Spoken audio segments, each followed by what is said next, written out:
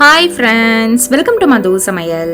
இன்னைக்கு நம்ம கடா பிரசாத், அதாவது இதை காரா பிரசாத்னு சொல்லுவாங்க. ஆட்டா ஹல்வா இல்லை வந்து கோதுமை மாவு ஹல்வான்னு சொல்லலாம். ஸோ இது வந்து நம்ம ஈஸியாக நம்ம வீட்டில் வந்து ப்ரிப்பேர் பண்ணலாம். முதல்ல இந்த பிரசாதம் பற்றி நான் என்ன அப்படின்னு வந்து சொல்லிடுறேன். இந்த பிரசாதம் வந்து குருத்வாராவில் பிரசாதமாக வந்து கொடுப்பாங்க. கோதுமை மாவில் ஒரு அல்வா மாதிரி கிண்டி நல்லா சாஃப்டாக செம்ம ரிச்சாக டேஸ்ட்டாக இருக்கும்.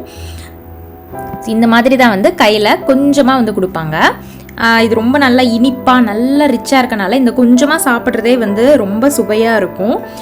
அங்கே குருத்வாராவில் வந்து சாண்டிங்லாம் பண்ணுவாங்க. இந்த பிரசாதம் கிண்டுறப்ப ஆரம்பத்துலேருந்து முடிக்கிற வரைக்கும் அந்த ப்ரேயர்ஸ் எல்லாம் சொல்லி தான் வந்து பண்ணுவாங்களே. 4 பொருட்கள், அளவும் பார்த்திங்கன்னா ரொம்ப ஈஸி. 4 பொருளுமே ஈக்குவலான அளவு தான் எடுத்திருக்கோம். இந்த ஈக்குவலான ஒரு அளவு சம அளவாக எடுக்கிறனாலையோ என்னமோ எல்லா மக்களும் சமம் தான், எல்லா மனுஷங்களும் சமமான மனுஷங்க தான் அப்படிங்கிறத வந்து உணர்த்துற மாதிரியான ஒரு விஷயம். இப்போ நல்லா ஒரு இரும்பு கடாய் வந்து நான் எடுத்துட்டேன். அதில் 1 கப் அளவு நெய் நான் சேர்த்துருக்கேன். நான் ஏற்கனவே சொன்ன மாதிரி 1 கப் நெய், 1 கப் கோதுமை மாவு, 1 கப் சர்க்கரை, 1 கப் தண்ணி, இந்த 4மே ஒரே அளவு தான். இப்போ அந்த நெய் வந்து நல்லா உருகிருச்சு. நல்லா உருகுனதுக்கப்புறமா இப்போ 1 கப் அளவு கோதுமை மாவு வந்து சேர்த்துக்கலாம். இப்போ நல்லா ஒரு மிதமான தீயில வச்சுட்டு இந்த மாதிரி ஒரு இரும்பு கரண்டி வச்சு இந்த மாதிரி கைவிடாமல் கிளறிட்டே இருங்க. அப்போ தான் கட்டி இல்லாமல் இருக்கும். முக்கியமான ஒரு விஷயம் என்னென்னா, இந்த கோதுமை மாவு இந்த மாதிரி வெள்ளையாக இருக்குல்ல, இது வந்து லைட்டாக ஒரு பொன்னிறமாக மாறணும். நீங்கள் வந்து இந்த கோதுமை மாவு அந்த வெள்ளையாக இருக்கிறப்பவே அடுத்து சேர்க்க வேண்டிய ஐட்டமை சேர்த்துட்டிங்கன்னா உங்களுக்கு இந்த அல்வா வந்து வெள்ளையாகவே இருக்கும். ஒரு ப்ரௌனிஷ் கலரில் இருந்தால் தான் உங்களுக்கு கரெக்டாக இருக்கும். மனமும் நல்லா இருக்கும், அந்த பச்சை வாசனை இல்லாமல். இப்போ கொஞ்சம் நேரத்தில் பாருங்கள், அந்த நுரைச்சி வருது. அந்த கோதுமை மாவோட பச்சை வாசனை போய் நல்ல ஒரு மனம் வர ஆரம்பிக்கும்.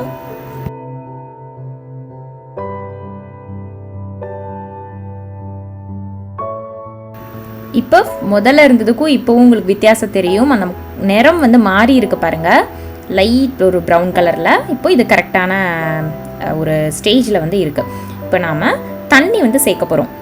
தண்ணி வந்து சேர்க்குறப்ப ரொம்ப நல்லா ஞாபகம் வச்சுக்கணும். சிம் ஃப்ளேமில் வச்சுட்டு தண்ணியை கொஞ்சம் கொஞ்சமாக சேர்க்கணும். ஏன்னா இது நெய் அப்படிங்கிறனால உங்களுக்கு அப்படியே மேலே வந்து தெறிக்கும். அதனால் கொஞ்சம் கொஞ்சமாக கேர்ஃபுல்லாக வந்து சேர்த்து அப்படியே கிளறிட்டே இருக்கணும். இப்போ 1 கப் அளவு தண்ணியும் இப்போ சேர்த்துட்ருக்கேன். இப்போ தண்ணி வந்து நான் இப்போ கொஞ்சம் கொஞ்சமாக சேர்த்து கிளறப்போ உங்களுக்கே தெரியும், நல்லா அந்த மாவு வந்து வெந்து கெட்டிப்படும். நல்லா உங்களுக்கு குவான்டிட்டி வந்து அப்படியே டபுள் அமௌண்ட் உங்களுக்கு அப்படியே நல்லா பெருசாகும்.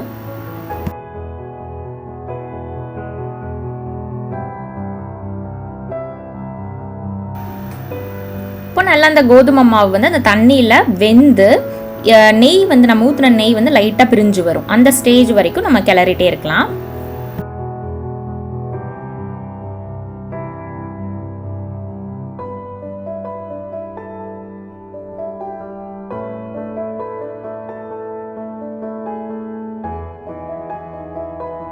இப்போ பாருங்கள், நல்லா நெய் பிரிஞ்சு வந்துருச்சு.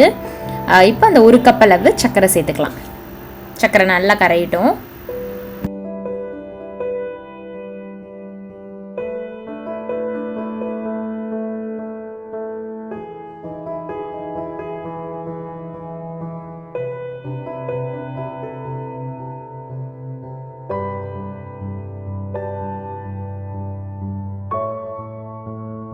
இப்போ ஜஸ்ட் அந்த சர்க்கரை கரைஞ்சு நெய் வந்து நல்லா பிரிஞ்சு வரும். அந்த ஸ்டேஜ் மட்டும் வந்தால் போதும். ரொம்ப நேரம் கிளறணும்னு அவசியம் இல்லை. இப்போ பாருங்கள், நெய்யெல்லாம் நல்லா பிரிஞ்சு வந்துட்டுருக்கு. அவ்வளோதான்.